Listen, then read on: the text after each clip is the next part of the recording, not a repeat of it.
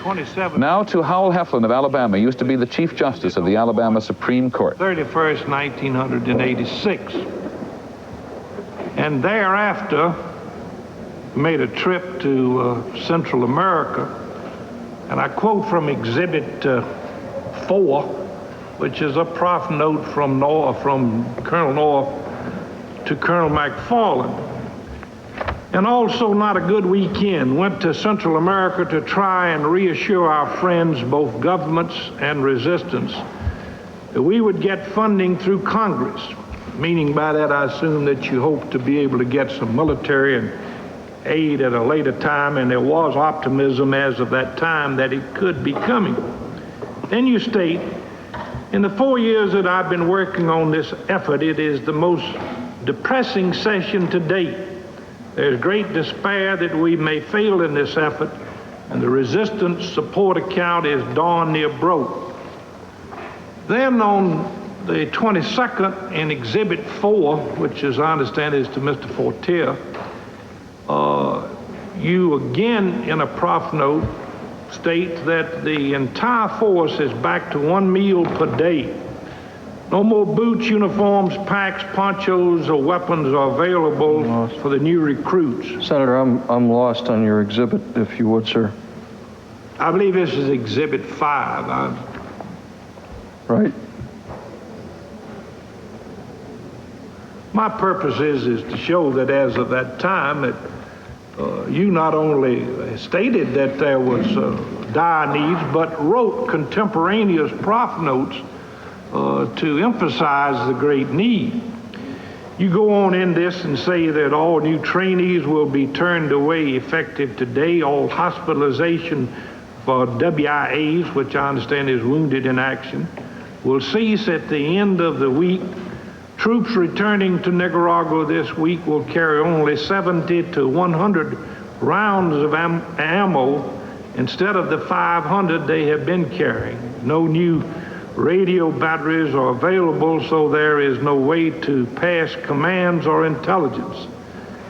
The picture is, in short, very dismal unless a new source of bridge funding can be identified.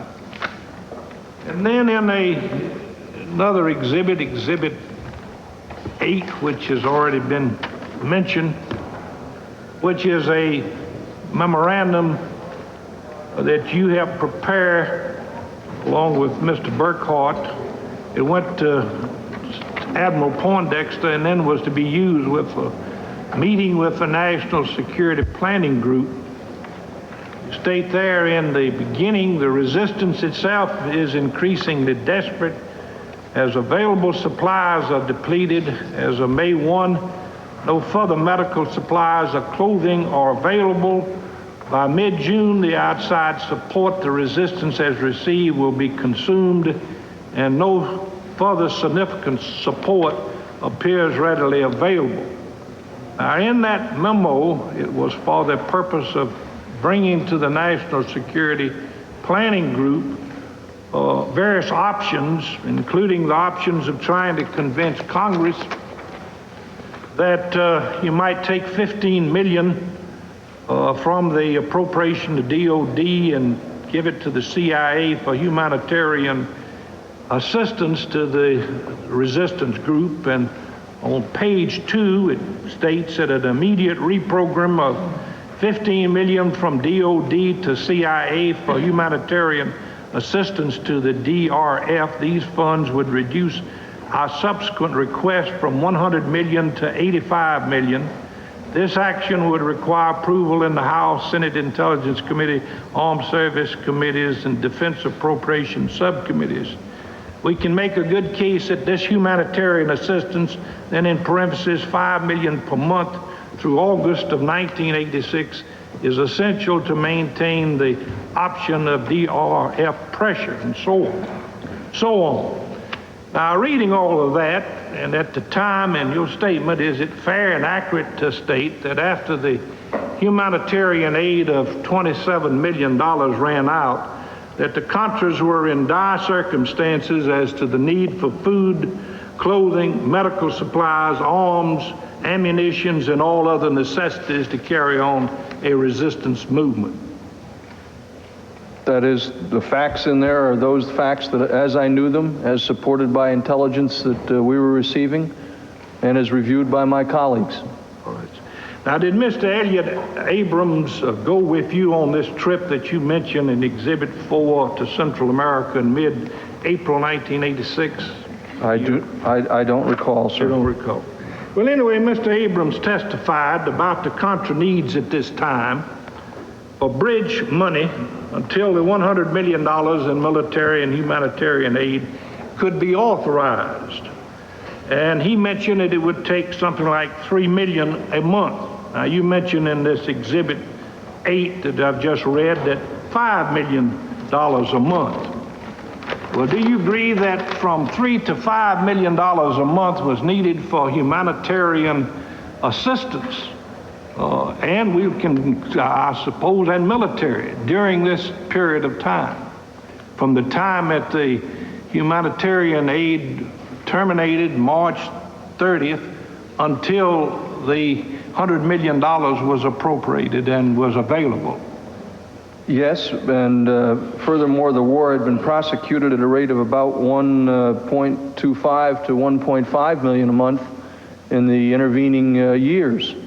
The fact is that for the resistance to continue to accept the new recruits that were volunteering, and these were people who were not enticed in any way except to know that there was a place where they could go to take up arms against the communists in Managua, these people were walking into the base camps by the dozens and otherwise would have to be turned away.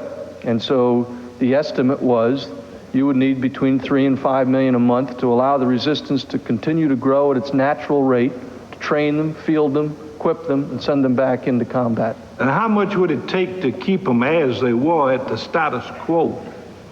I guess you could live at about, 1 to 1.5 million a month. The fact is, Senator, I think it's important that the government of the United States, when it finally came back and provided the kind of support that we've been talking about, put up $100 million for a year's worth of help. All right, so well, that's true, and that was on October the 16th, 1986, when it was approved, and I would assume that military and humanitarian aid after that was signed by the president, became available shortly thereafter, something like November 1. But Senator, something else that's important, and I believe you have testimony separately, is that even though that was signed into law in November, it was after I had left the NSC and in January before the first supplies actually arrived on scene.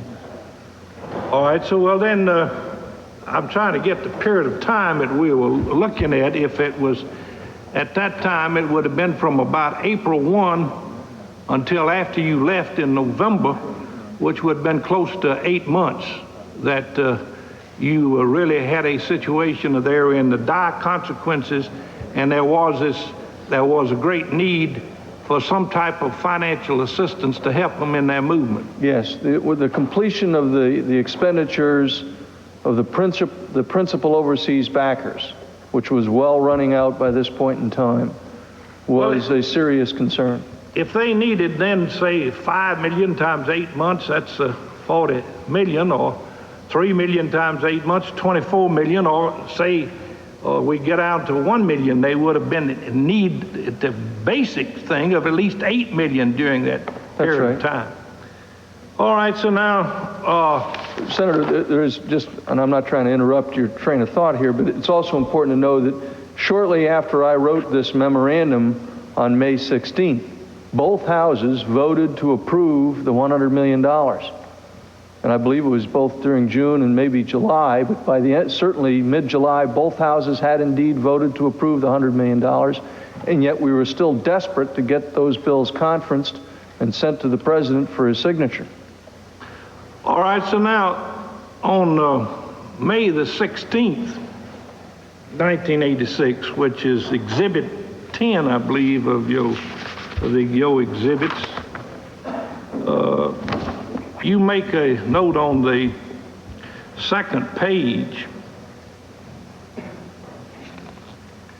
You should be, this is a prof note from you to, I believe, Admiral Poindexter.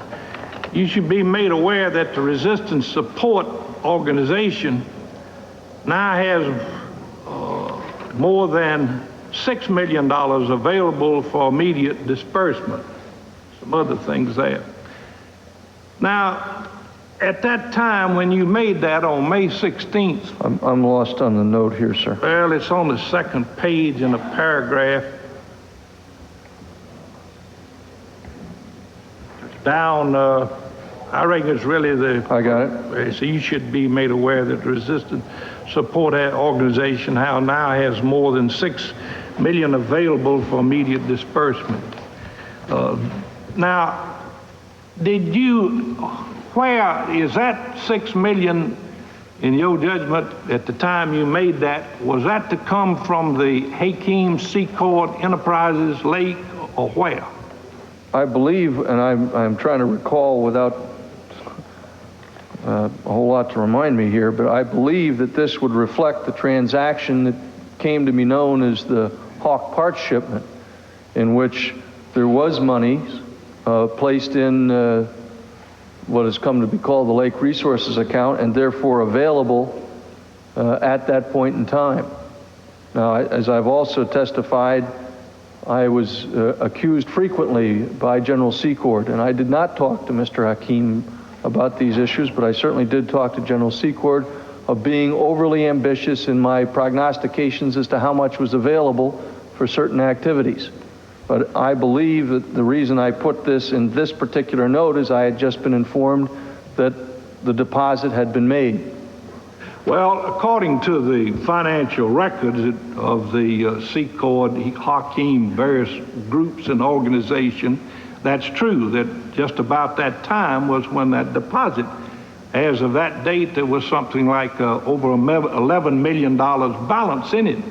But that was to come from the Hakeem Secord group, that money of $6 million. That's what Yeah, I see what you're saying. Yes, my sense is, if I can recall the time frame right, is that $6 million would have been derived as part of the Ayatollah's money that had been placed in the account to pay for the parts that we were due to ship in May. This is just prior to the trip to Tehran by Mr. McFarland.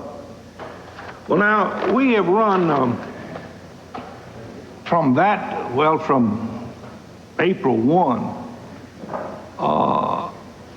on till after you leave, of the records of the Hakeem Secord companies, their records, and our auditors have gone through from that period forward, and we can find no expenditure or humanitarian aid whatsoever coming from the Hakeem Secord group.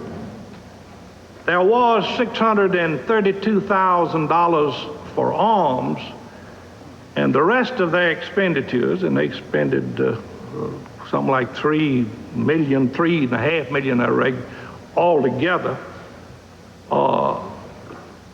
are in relationship with transportation-related expenses. In other words, there was no humanitarian aid, no military aid for arms or ammunition from the 1st of April on, and that their expenditures were in connection with aircraft transportation-related expenditures. Now, during this same, I'll ask you this, were you led to believe that they were supplying humanitarian and military aid in addition to transportation-related aid to the Contra movement at that time? I'm not quite sure I understand the question. I understood, and I believe it to be accurate, that not only was Lake Resources, but the other offshore accounts, the ones that have been identified as Mr. Miller's, were indeed sending monies, that General Secord's organization was providing boots, clothing, uniform items, packs, parachutes, and the aircraft support to deliver that, and that they were also flying ammunition and the military supplies necessary to support them.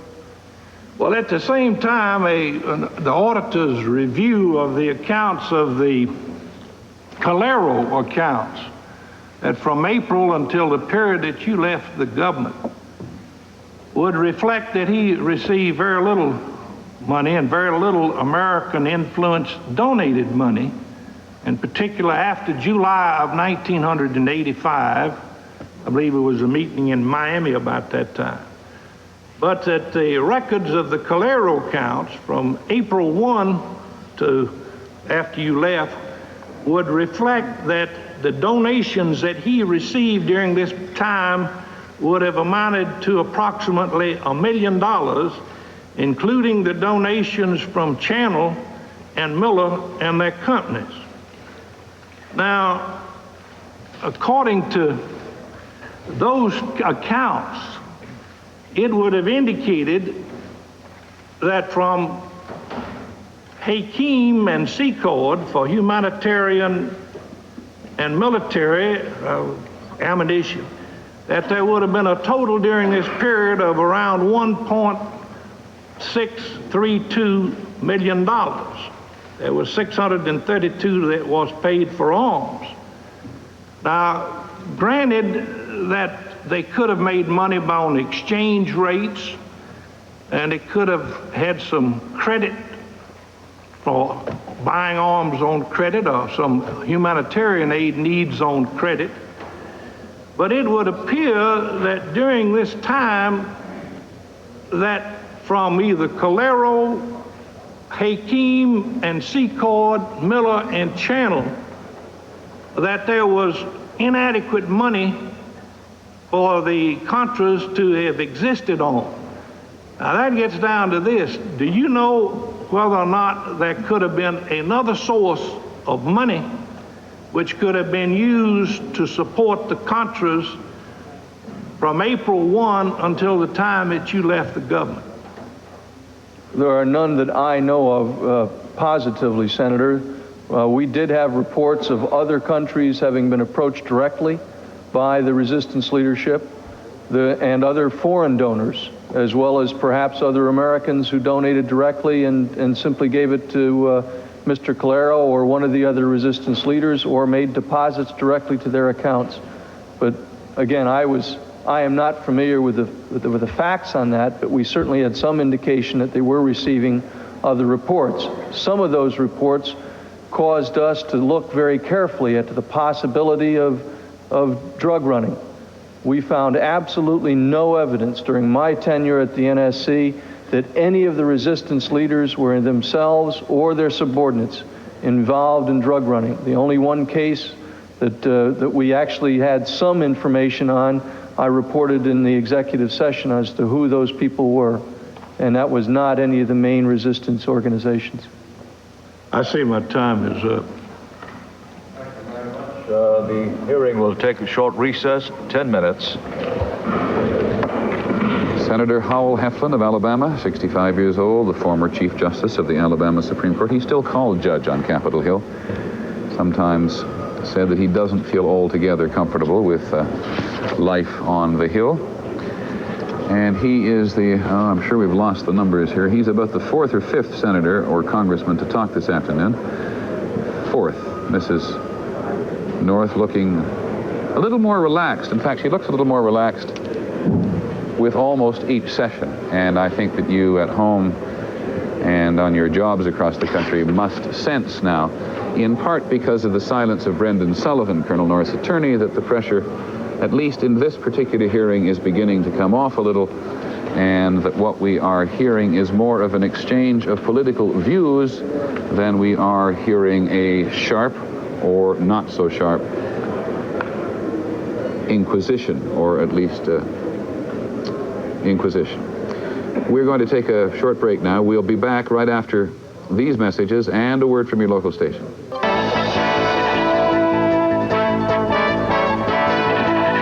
Live coverage of the testimony of Lieutenant Colonel Oliver North continues. Here now is Peter Jennings.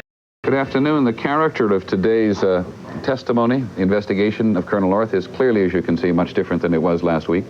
We now have the politicians involved. You must bear in mind that they have been sitting quite patiently and listening to their counsels for since last Tuesday or Wednesday. And it is not altogether easy for them, I assume, to sit there for that particular length of time and everybody else do the work. But what we're also hearing today, in fairly considerable measure, is a real exchange of opinion. Various congressmen and senators getting on the record and clearly getting out in public, as we saw with Henry Hyde, the congressman from Illinois, to a large television audience just what they think of the Iran-Contra affair, Colonel North, and also congressional and executive branch behavior. Senator Sarbanes, in an exchange with Colonel North, got very quickly, or actually North did, to the question of Vice President Bush, and described Vice President Bush as being, as indulging in one of the bravest acts that he, Colonel North, had ever seen when he sat down with armed members of the Salvadoran military in opposition to his own Secret Service. On the edge of a political year, did that have some reverberations up there? I imagine it did. Of course, I don't think that was what Senator Sarbanes was looking for. Obviously, he was looking for the question of whether or not the vice president could be implicated in this matter. And what he got instead was a kind of a short political commercial on the vice president's character, which was kind of interesting. It did not seem, Peter, to me that it went anywhere in terms of implicating the vice president with foreknowledge of this or knowledge before a time when he has said that he has had knowledge. I was actually thinking it was going somewhat the other way, that the vice president, who has his own problems, as any vice president does, of disassociating himself from a president, if he wants to be a presidential candidate, got a real first-class advertisement. Yeah, he certainly did. Let me ask you about Director Casey again. We've heard a lot of the defense deferring to Casey, and as we all know, Casey can't speak for himself. How profoundly did the former director of the CIA feel about Congress? How profoundly antagonistic was he to Congress? Well, Peter, there you see Colonel North is in the room. Colonel North, who admired Director Casey so deeply as he has testified. Bill Casey had been around Washington about as long as anybody. His experience here goes back to World War II, really, in and out of Washington for a long time. I'm not sure that he was so antagonistic toward Congress as he was determined to achieve the objectives that he felt were needed while serving in the executive branch, and determined to find a way around Congress if necessary. And I think that he genuinely believed, and I'll give it back to you in just a moment, Peter, that he genuinely believed that he had devised a scheme here which was a conspiracy not to violate the Bowen Amendment at all, but to work around the Bowen Amendment, and I think that's what we're seeing testimony about. Congressman Rodino from New Jersey. You do have recollection, or you do know. When you met with the Attorney General and Deputy Attorney General Jensen on January 6, 1986, regarding the January 1986 finding, to your knowledge, was this the first time the Attorney General knew of the Iranian initiative? Well, to my specific knowledge, yes. I had, as I believe I testified earlier, Mr. Rodino, we had worked on an earlier version of the finding, which I believe was transmitted to the White House by Director Casey at the end of November, somewhere around the 25th or 26th of November 1985. I had worked with Mr. Sporkin of the Office of General Counsel at CIA on it, and it was my understanding, perhaps faulty, that it was in the process of working on that finding that the Attorney General had come across or found or made note of an earlier determination by then Attorney General French Smith to the effect that arms sales can be conducted in accord with a presidential finding, and further that the retroactive or ratification language that was included in the November finding had been run by the Attorney General.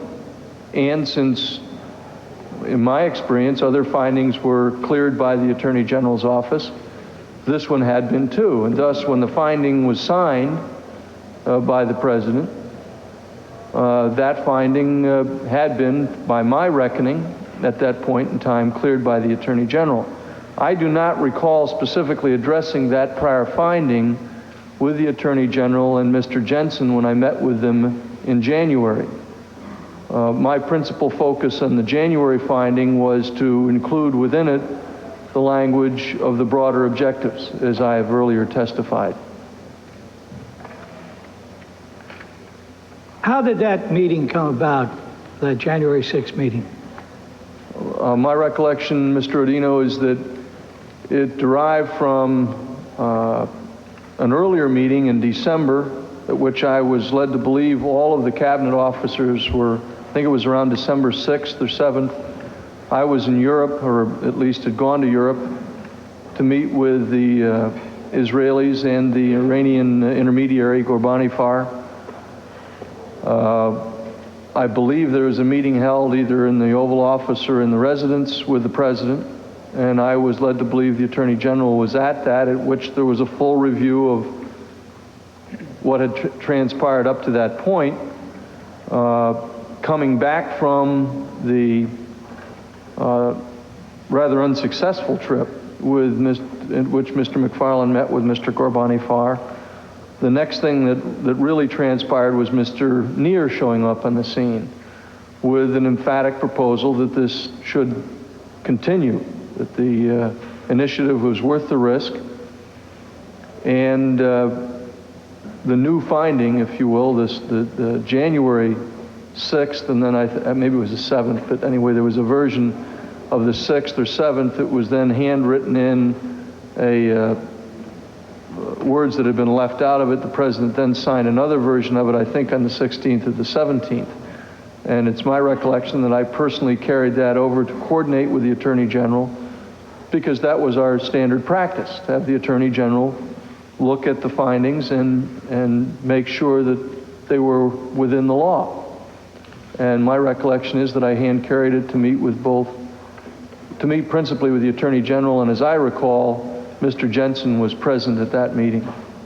Did you brief the Attorney General on the initiative? Well, yes, my recollection is that I covered with him, and again, it's not a very specific recall, that I probably had the finding itself and probably my draft cover memorandum, which I would have prepared for Admiral Poindexter's signature and transmission to the President. But I don't recall that specifically, but that would have been the normal practice, sir. And when the Attorney General read the January finding, was he surprised to learn of the Iran initiative? I do not recall any expression of surprise, no. The reason I asked that question, Colonel, is because we know that it was the stated presidential policy at that time to the contrary, and that's been stated, I think, in December of 1985. I understand that, sir, but my recollection is that I was at least told that the Attorney General had been part of the larger cabinet group that met with the President back in December. But the Attorney General himself didn't ask any questions or make any comments regarding it? Well, I'm sure that there were questions asked, but I do not recall the essence of the conversation. Did Lowell Jensen ask any questions or make any comments? Again, I'm sure that he did, which was normal under those circumstances to have queries made about it, but I do not recall the substance of the conversation, sir. Colonel North, you've testified here that you had no recollection of meeting with the Attorney General on Friday, November 21st, 1986, just after he met with the President and just before he began his weekend inquiry. Now, Robert Earl, who was on your staff at the NSC, has testified, and we have a deposition, and if you want to, we'll refer you to the pages of that deposition on page 63 and 66. He said that you spoke with him, Earl, in your office after meeting that day with the Attorney General. And I want to read you what Colonel Earl's testimony to the committee on this point is. Could we look at that, sir? The exhibit?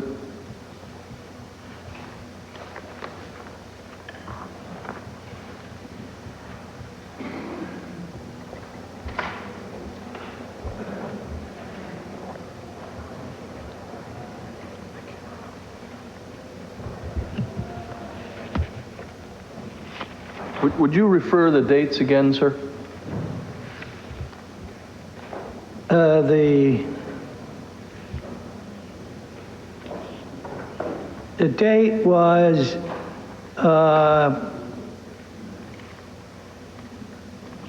concerning a meeting with the Attorney General on Friday, November 21st, just after he met with President and just before he began his weekend.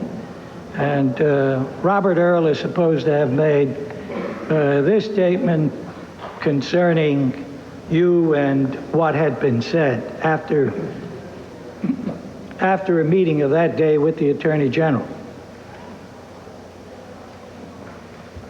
And as you will note, Colonel North, Colonel Earl testifies that you told him that you met with the Attorney General on November 21st. And according to Colonel Earl, at that meeting, you asked Mr. Meese if you had 24 or 48 hours, and the Attorney General responded that he did not know whether you could have that much time. And it was later that day that you altered and shredded documents. Does that refresh your recollection, that deposition with Colonel Earl's testimony? Excuse me, Congressman, if I might. You said that we were being given pages 63 and 66. We have only pages 65 and 66. Moreover, it appears that we need the earlier pages in order to understand the context here. Obviously, for example, the very first question on the pages you just gave indicate that there were earlier related questions.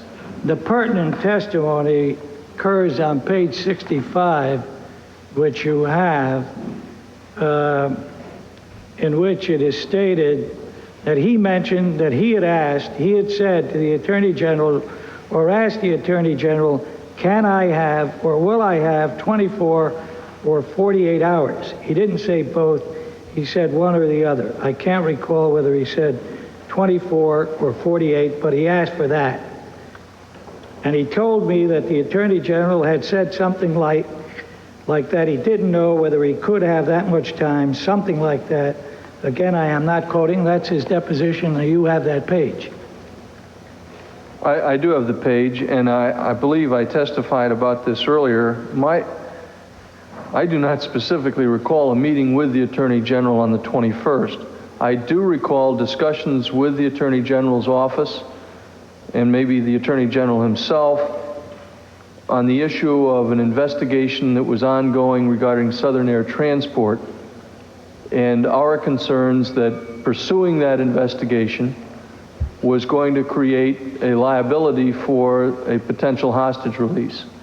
I indicated to the Attorney General that Southern Air Transport was being investigated by, I think it was the FBI and perhaps Customs and maybe even others, regarding its support for the Nicaraguan resistance as a consequence of the Hassenfuss aircraft shoot-down.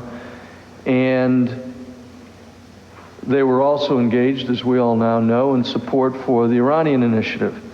And our concern was that further exposures on the Iranian initiative would jeopardize both the hostages and the second channel. And we, right up until the end, were hopeful of another hostage release. I don't recall specifically what that conversation refers to. You don't recall? But I do remember asking for more time from the Attorney General before turning the Justice Department or FBI or whatever investigations were ongoing with regards to Southern Air Transport back on again. What I'm trying to get at, Colonel, is to be able to determine whether or not what Colonel Earl told us at that time that you were requesting, 24 or 48 hours, is a fact, or whether it's not a fact. And he told that to us, to this committee. Well, I direct your attention to page 66, where he says he's not positive about it, sir. Well, he may not be positive about it, but he did say that that's what he recalled. Well, I can assure the congressman of this, that if this discussion, which Colonel Earl refers to, and I, took place, I'm certainly not saying that it did not, that it is probably referring to Southern Air Transport, and it is certainly not referring to, do I have more time to shred documents? Because I'm not, I want to answer that very clearly. I never addressed the Attorney General or anyone else whether or not I had enough time to shred. In other words, you did not ask for 24 or 48 hours more. For me, no, sir. For Southern Air Transport, I certainly asked for more time. Let's move on to something else, Colonel. We've heard testimony that during the interview with the Attorney General on November 23rd, 1986, after you were confronted with a copy of the diversion memo, you asked if they found a cover memo. Do you recall that? I recall that that has been raised several times here in this. Was there a cover memo, Colonel? I honestly don't recall, Congressman Rodino. It was not uncommon for me to put cover memoranda on my memos, and you have certainly seen many of those in which I did. There were also occasions when I did not. And it was not a question asked in subterfuge of the Attorney General. It was simply a straightforward, bald question by a person who was surprised that the document still existed. And I don't mean that lighthearted. I mean very seriously, it was an honest, straightforward question. I just did not remember. Well, the reason that I asked, Colonel, is because reference was made to the fact that you did refer to a cover memo, and I wondered why you would refer to it if such a cover memo did not exist. Well, again, I was inquiring was there a cover memo with this document? They had found a document that I truly did not believe existed anymore, and they had put it before me in that Q&A session that they had, and I asked the question, was there a cover memo with this? Because obviously it is an incomplete memorandum. Well, let me ask this, Colonel, since you've been very honest and truthful with the committee in telling us that you shredded a number of documents, did you shred any cover memo, any of the 5 documents that have been referred to and testified to? I do not recall specifically shredding that cover memo or any other. I shredded many memoranda in that period of time from early October through the time of my departure.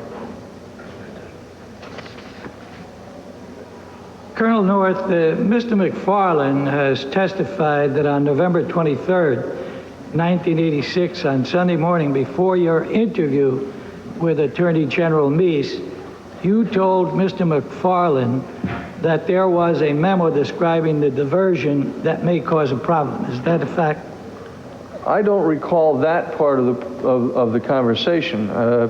What I do recall assuring him, as I had assured others, to include Admiral Poindexter, that the documents pertaining to the use of residuals to support the Nicaraguan resistance had been taken care of. I assured him of that fact, and I assured Admiral Poindexter, and in both cases I was wrong. Did anyone tell you on Saturday afternoon, Saturday night, or Sunday morning, or at any time before your interview with Mr. Meese, that the diversion memo had been found by attorneys from the Justice Department? No, sir, they did not. No. In fact, they didn't tell me until well into the interview with Mr. Meese.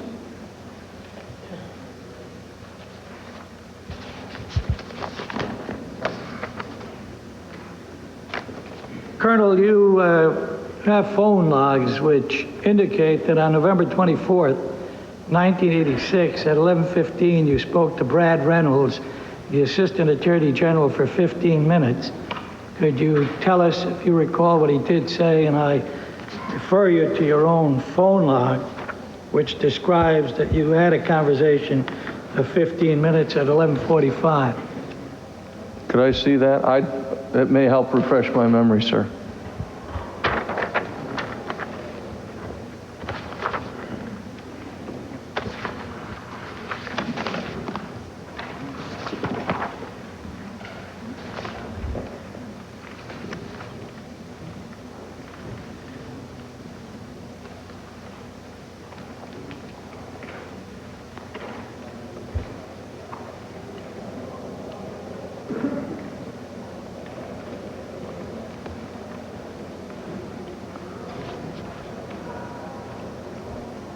I can.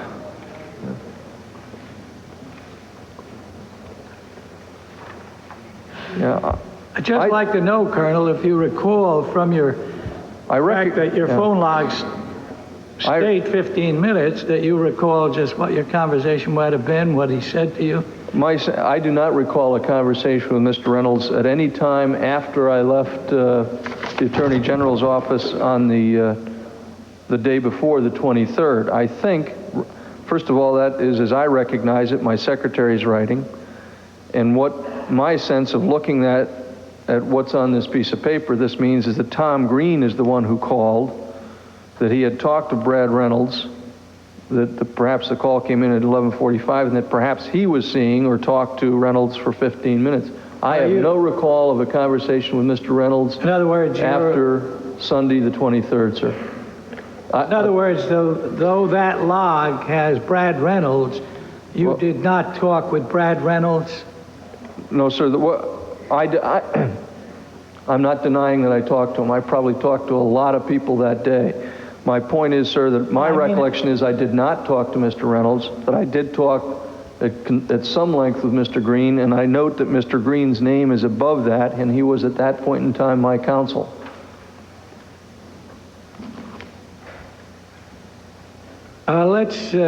Let's ask you whether or not the Attorney General ever suggested that you get an attorney, and if he did, when and why.